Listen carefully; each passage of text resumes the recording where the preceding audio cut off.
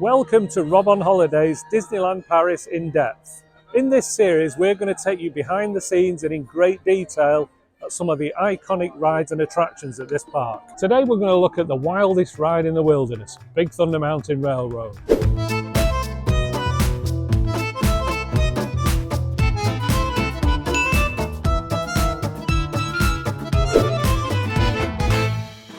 Big Thunder Mountain is one of the most popular rides at Disney parks across the world.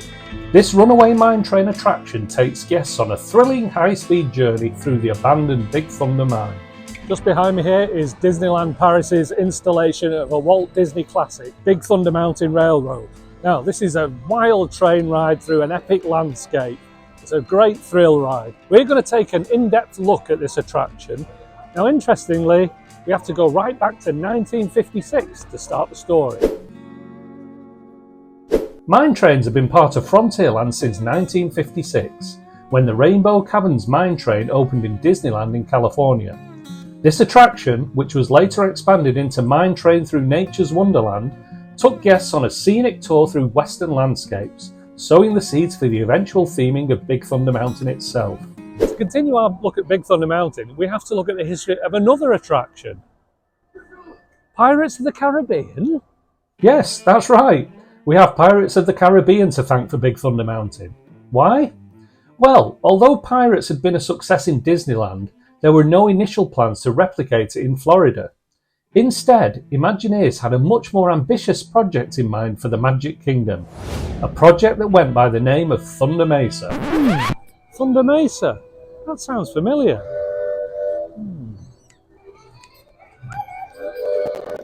Thunder Mesa would have been a whole Western-themed complex, including a runaway mine train and the Western River Expedition, a boat ride with a cowboy-centric storyline.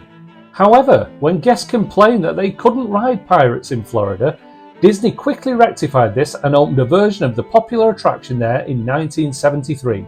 Taking up much of the land and, crucially, the budget set aside for the Thunder Mesa project.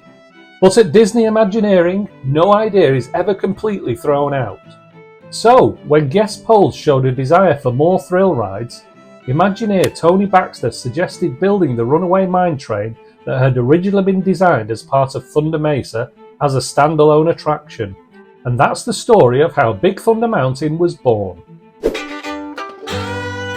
By the late 1980s, Big Thunder Mountain was already a big hit in California, Florida, and in Tokyo. So, when it came to plan Disneyland Paris, the attraction was an obvious choice for the opening day lineup, especially given that its original designer, Tony Baxter, served as the resort's executive producer.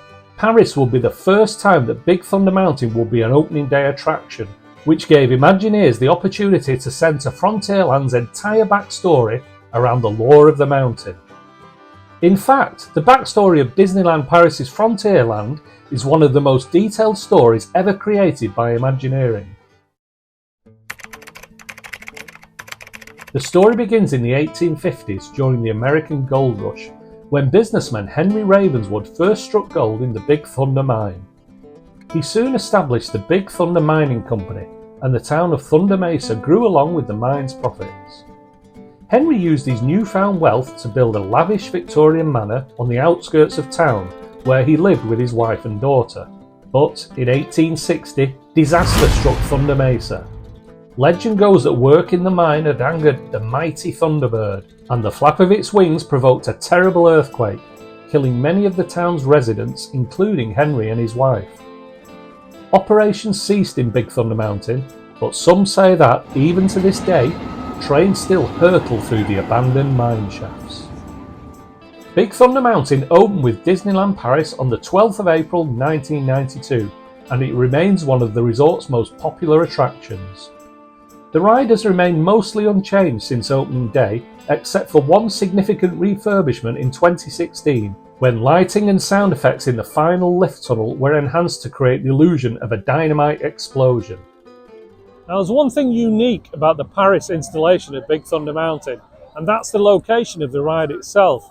If you look at it from any of the vantage points, you can see that the train whizzes around the landscape in the middle of the lake. Yet when you board the ride, you're on the dock side over here. So, How does the train get from the dock side of the lake to the centre of what is an island? Let's take a look. As I'm sure you've guessed, there's only one way to get the trains from the loading station over to the mountain, and that's to go underwater. That's right, when your train heads into the dark tunnel both at the start and end of the ride, these tunnels are taking you under the water. Here's a fun fact. Disney engineers were initially sceptical as to whether building these tunnels would work, but their argument quickly fell apart when you consider that the Channel Tunnel was under construction at the same time just down the road from the park. Big Thunder Mountain is one of the most detailed attractions at Disneyland Paris, and this detailed theming extends beyond the attraction itself. Have you ever noticed all the props on display around the entrance? Well, these are all authentic pieces of 19th century railroad and mining equipment. Imagineer Pat Burke sourced the equipment from collections across the United States, and there is a nod to his work on one of the props just outside the entrance.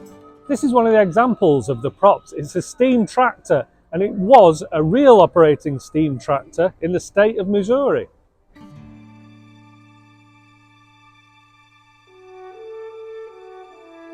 Architecturally, Big Thunder Mountain in Paris is inspired by Monument Valley in Utah. Talking of the rockwork, like many of the buildings at Disneyland Paris, Imagineers use forced perspective to make the 33-metre tall mountain seem much taller. They did this by painting the top of the mountain in a lighter shade than the lower areas and planting smaller plants in the background to create the illusion of distance. Since Frontierland has such a tightly knit story in Paris, it's no surprise that there are several references to Big Thunder Mountain throughout the land. The most obvious is on Boot Hill next to the Phantom Manor. Here you'll find a sign explaining the fate of miners caught up in the 1860 earthquake. If you take a ride on the Molly Brown riverboat, towards the end of your journey you'll see the dinosaur skeleton lying on the edge of a geyser. This is a nod to the other versions of Big Thunder Mountain across the world. In California, Florida and Tokyo, the attraction ends with your train hurtling past a dinosaur skeleton in a canyon.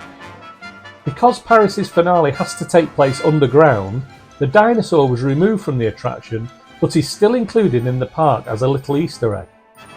And the Big Thunder Mountain in Paris is truly the wildest ride in the West because it's the fastest installation of Big Thunder Mountain in the world.